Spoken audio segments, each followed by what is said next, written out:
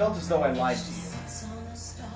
I thought that when I said I was trying to break up with you for the third time because of the sex, that I'd lied. My contract was well overdue, and you didn't pay up.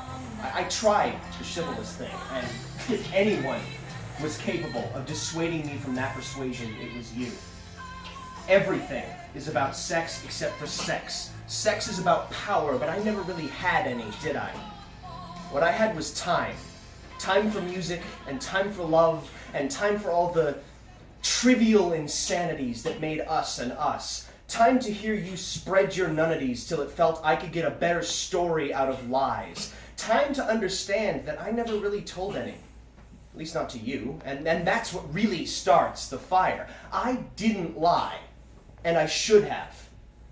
I should have lied and cheated and stolen and pressured and abused and done all those little things that my moral code wouldn't allow me to do. But I couldn't. I can't. Still, I can't. When I can have people as possessions and virtues as positions, instead I cling to intent.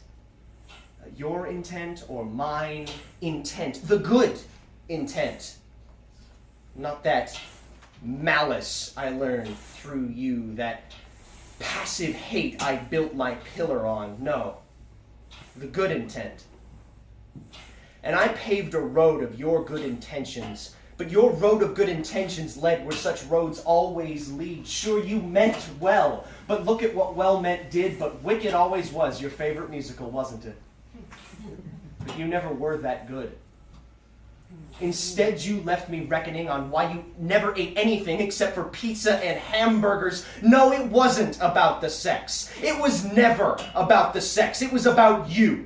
You nearly broke me, but I don't bend that easy. It's never that easy. I come from hearty stock, and we don't put honey in our pasta sauce because you should taste the salt in the red. Worst of it was, I needed you. I needed what you were in my mind, reality be damned, because I got to be important when my closest friends were enemies and my enemies were eternal. I thought it was sweet when you saw my flaws and said they were all right. They were not all right. Not all right. And someone that loved me would have hated that I sought to destroy myself slowly with my velocity, that gentle wave of plucks, picks, and fidgets that drew blood. My blood. My blood. I wanted your blood during our end times, not your innocence.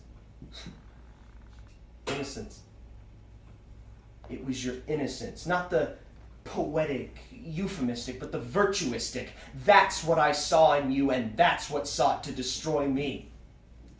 See, people like me, we can see threats and enemies, but and we can see quality, but we cannot tell the difference between them. But I can resign myself to solitude. Maybe I should have kept what I had, because a false worshiper is worth more than a drunken prophet, but I can resign myself. You can't. You couldn't resign yourself to anything. Not to the music you needed, you couldn't hear it. Not to the dozens of people that called you friend while you cried loneliness, which, if your tongue could taste, you might have known you sampled, outcast. Sampled. You banqueted on it. 3 years, 7 months to the day, 1,883,800 minutes that you feasted, fed on me and mine, taking all the time I had to ponder your insignificance and using it to feed your bloated self-worth. But I can't blame you for that, can I? No, because you come from a troubled home with drunken fathers and damaged goods. Or did you? Fact says you did, but I don't think you ever saw it quite that way. You were not fine, and you made me try to save you, but I have never been the saving type. The laws of physics have decreed that when two celestial bodies collide, there is always damage of a collateral nature, and we were not one body. I've heard it said that if you haven't contemplated murder, then you haven't been in love. Well, I planned murder, just not yours. I turned into the Nova, a living explosion with cosmic consequences, and if there is a karmic wheel, I bet everything that you'll be standing on my head because I kept you from the fire. I took every part of me that wanted you reduced to ash, and I maintained our covalent bond for as long as I could, but the trouble with intelligence is I was always aware of what I was doing. I scrawled my weakness on the wall, struck the scepter from the crown, and as my funeral pyre was built, I even started saving money so we could escape the tyranny that you had forged. You turned her against me. And I know I've done that myself. But no one ever looks to the cattle prod when the bull plows into the china shop.